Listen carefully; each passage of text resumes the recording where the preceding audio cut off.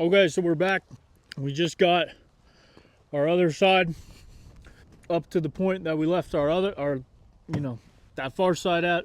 We got it all screwed in every 6 inches. And now we're at the point where we're just gonna come back and we're gonna get our overhang nice and clean. Again, this is pretty optional from a practical standpoint, but if you're looking for a good aesthetic.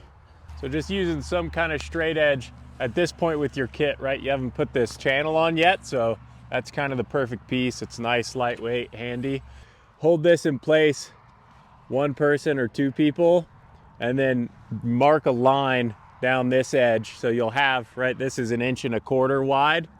So if I line this up with the edge of the tube roughly, draw down that outside line, we're gonna have about an inch and a quarter overhang. And then you're just gonna have to, take your time, gently cut that down with a box cutter.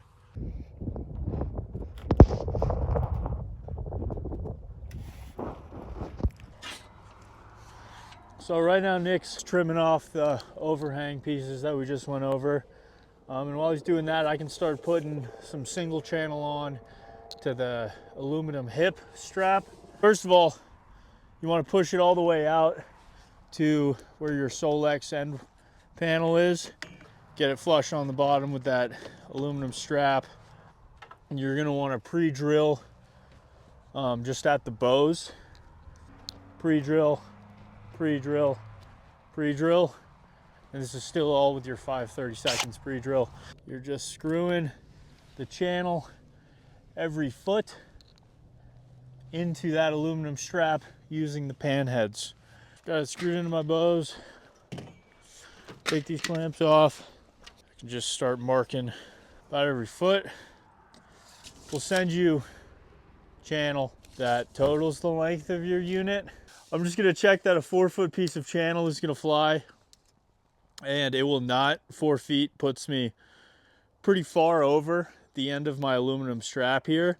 And so I'm just gonna double check that length and see what it needs to be, and I'm just gonna use a hand grinder to cut it down. I got my piece of channel cut. We are gonna go about putting it onto the strap the same way that we've been putting it onto the strap.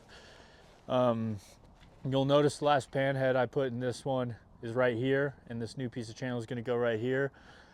Don't worry about pulling a foot and then putting a thing in, just put it in right at the edge and then pull a foot and then put it in right at the edge there on the bow as well. And so, cool. And so you're just gonna go over to the other side and do that exact same thing of getting your single channel mounted onto your aluminum strap. Your overhang, which should be cleaned up by now if you wanted it to look good, it's got its flutes exposed at the end here, and so this is another instance where, just like your end walls, you're gonna have to come through on all these flutes that go up and around, and you're gonna have to caulk. It's really gonna make all the difference when it comes to the insulation value of your Solex. Got my single channel on. We are gonna put our wind panel channel onto here. On 12-foot long units, you've only got 3 bays. We decided to make our wind panel a triangle. That way, the higher you roll up your roll-up side, the more ventilation you're gonna get, and it's not just gonna be your middle bay that is open. So on longer units, your wind panel channel is gonna be mounted on this bow, your second bow, and on your end bow, and you're gonna put poly over this entire square. So I've got my single channel vertically mounted up, pan head screws every foot, and then I'm working on my diagonal pan head screws also every foot. And I've cut this little piece here because I'm just gonna piece it on just like that, and that's gonna be my diagonal panel. And so I forgot to add that in addition to the diagonal and the vertical piece of channel, you're also going to want to cut a little piece of channel that's going to go in this small vertical section right here. Got my single channel screwed on the diagonal pan heads every foot, full length diagonal, full length of the vertical. So the next thing we're going to do is we're going to wiggle wire in that wind panel. Well, if you're working with bigger units, it'll come in 4 square pieces for all your wind panels. But if you're working with smaller units, it'll come in 2 big square pieces, and you'll use the cutoff for this from this corner piece to do the back piece. So 2 people, we're gonna get some wiggle wire, get roughly 3 or 4 inches overhanging on the end, and just kind of stabilize the poly as Nick works his way down with the wiggle wire. And the wiggle wire is pretty self-explanatory.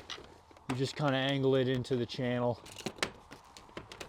and work your way along. Yeah, you can use the lines on our Solis Scrim poly to keep that wiggle wire straight. He is now going to work down and do the diagonal portion. It can be a little bit tough to get the tension right the first time. I've wiggle wired in the diagonal and I've wiggle wired in the vertical. And so now what's left for me to do is just come back and trim. I'm gonna want to leave like 2 to 3 inches of extra poly hanging out above the channel. But it's super practical when, you know, you have to adjust your wind panels. You've got something to actually grab onto and pull. Working my way down, diagonal wind panel. And I'm gonna go do that on every single corner. Single channel, single channel, single channel, square of poly, wiggle wire, wiggle wire, wiggle wire, trim, move on. We're wrapping up here, folks. You are almost done with your Steady Harvest High Tunnel greenhouse. We are installing our roll-up sides. So we're gonna have a lot coming up and a lot going down. We cut the pieces really big for you. So just get an even overhang on either side, and then you can come up from your single channel probably up to like 8 inches to keep it straight and flush. You'll notice that it's got this reinforced string inside of it that runs lengthwise of your unit to help keep it straight. Pick that string as a reference, put it in your channel, and then what you're gonna do is you're gonna start from the middle. You're gonna get it kind of creased in there. Nick's gonna throw a little bit of wiggle wire in, and he's gonna keep that string right in the middle of the channel. I'm gonna grab a piece of wiggle wire, and I'm gonna keep working my way down.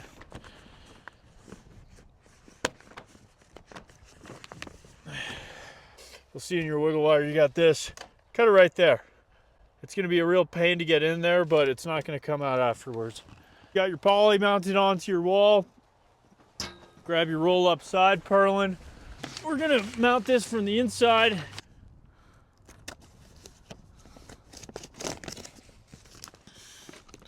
We've got our pole on the inside of our poly. We're gonna coordinate lining up on this reinforcement line that runs the length of the unit. And we're gonna get that purlin on there so that that string references the same spot on it. So if we want, there's our purlin, we're gonna get the string on there and just line it up at the top. And then we're gonna go down and we're gonna snap clip it all in. Yeah. Snappies. Oh. Okay. So for started, I'm getting that reinforcement string line on top of this purlin. I'm gonna take a snap clip. I want to put it right in the middle of this bay. So in between these 2 first bows is the first place that I want this snap clip to go. And that's what we're gonna do, is we're just gonna snap clip in the middle of each bow that you have for these roll-up sides. Okay, next we're gonna be putting in our roll-up spin handle. We're gonna roll this side up just enough till it sits on the baseboard, because that's the lowest it's gonna go from here on out. And then when we put this crank handle in, we have a choice of where we screw it in. And we want to install it so that we get as much of a turn as we can before it comes back around, so it hopefully clears the ground. Because if we put it like right here and we need to crank it this way to roll it up, you're just going to be cranking into the ground. So we're going to install it this way. We're going to do 2 pan head screws and really suck that up in there. Second screw. All right, Crank handle installed. Okay, you got your roll up side on, you got your crank handle on. Next we're gonna do these easy snap hooks. These are what the anti-billow ropes get mounted on. You're always gonna have one at the top, as in the hip channel, and at the bottom, as in screwed into the baseboard.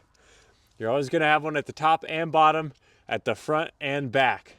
So both the end bows are going to have an easy hook at the top and at the bottom, and then working your way from the front, you're going to start at the top, go down to the bottom one on the front, and then an easy hook on the second bow at the top as shown in the picture, and then the next bow it'll be at the bottom, and you're going to zigzag your way down in such manner until the end of the unit where you will have another easy hook on top and at the bottom at the final bow. The ones in the top, they just slot into that hip channel just like that, and then the rope tension holds them in place. For the bottom, they get installed with those 1/4-inch SDS screws. You can kind of just lift that flap out of the way, and then you're going to put it so the rope hook part is facing up. These sometimes like to spin. But there you go. That's all it is. So Milwaukee Hammer sponsored. We are ready to install our anti-billow ropes now. Take about, we'll call it 2 armfuls. It's a good measurement. You're gonna tie an overhand on a bite, okay? So you're gonna double the rope over and do that same thing. And there you have it, overhand on a bite, and you can keep that loop relatively small. You're gonna stick that in there. You have your loose end. That is gonna be towards the end of the unit. And then first, you're gonna run this straight down to the bottom, okay? Straight down to that hook, and you're gonna pull tight. And a good way to pull tension, not just pull down on this, but a vector pull. So if you pull out and then pull with this hand and take up that slack, that's gonna get it as tight as it can. So now, from that bottom, we're gonna zigzag up to our next hook, which is at the top of the next bow. Get that tight, and then again, just zigzag down to this bottom hook. Keep it tight, zigzag up, top hook, and then again, this is our end bow on this unit. So we need to go down first, and then we're gonna tie this really cool hitch called a trucker's hitch that'll help keep tension on these things and is really easy to adjust. So you've got this tight. You're gonna go, maybe a little up from halfway, and if you've got a unit with a different number of bows, this might be flip-flop for you, but you're gonna hit the end bow, go to the other hook on the end bow, and then you're gonna give it some slack, and you're gonna tie a slip knot. So twist, I like to do 2 twists, then you're gonna reach through that loop, grab that strand and pull it through, okay? So if I pulled this tail, that knot would just pop right out. That's what makes it a slip knot. And then we're gonna kind of size up how much slack we have here and how much we need. And this is when I need the scissors on hand, look at that. And I'm gonna cut, maybe a foot down here because we're gonna pull a lot of slack through, you'll see. So we'll snip that. If you had a lighter, now would be a good time to look at that. All right. And then you're gonna take this working end, go through that loop and pull down, and look, now you've created a 3-to-1, like a little pulley system that'll help pull that tight. And then you're gonna just tie this off temporarily with a half hitch on a bite. So a half hitch would be if you make kind of a figure 4 out of this and then wrap it around. And pulling the end of this rope through, you're just pulling a bite through, which remember is just kind of that loop of rope. And then you can pull that snug. And look, that's not gonna go anywhere for now. And then when we get back down here, you'll see I can just pull that tail and pop it loose. So again, using that vector pull out and then transfer kind of from here to here. Let go of this one. It's like a gas and a clutch, everybody, all right? And then hold tension on this one and pull on this one. Now it's on this one. Go to the next one. All right, and then down here, this is where the magic happens. So I've got all the slack right here. I'm gonna pull it through to here. And now, since I tied this on a bite, I can just pull this strand and that pops that hitch loose. And now I can use this trucker's hitch again, 3-to-1, and I'm gonna do that same exact thing. You can pinch right here to hold the tension. Figure 4, pass the bite through, snug it up, and then we're gonna do a daisy chain to finish this, okay?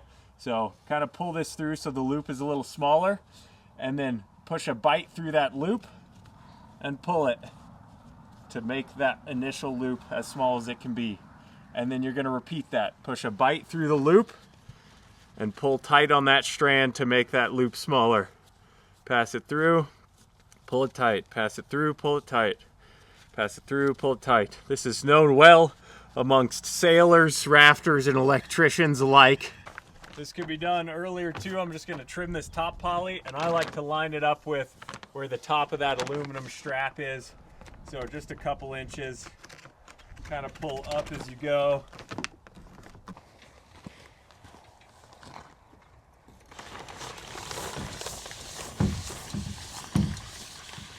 All right, so to finish your roll up sides, we have to come back to this tail we left at the beginning, and we're gonna tie some knots, some more of these overhand on a bite knots, so you can set your roll up side at different heights.